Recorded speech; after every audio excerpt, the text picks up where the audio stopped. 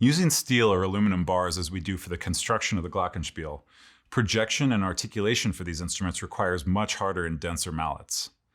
Much like the rubber mallets have an overlap with the marimba and the xylophone, a lot of the mallets for the xylophone and Glockenspiel will overlap as well. The hardest mallets used for xylophone will be considered more of a medium hard on the Glockenspiel by default, and then everything kind of scales appropriately around that.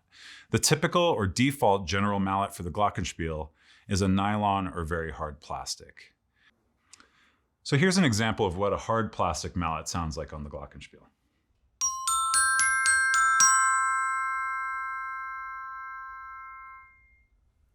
As you can tell, there's a tremendous amount of attack on the front end of the sound, but also a fair amount of brightness and resonance on the back side of the sound.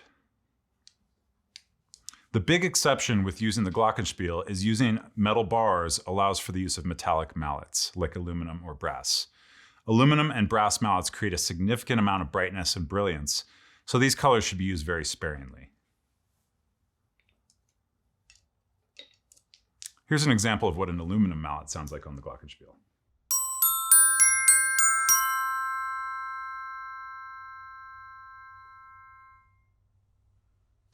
And finally, here's an example of what a brass mallet's going to sound like.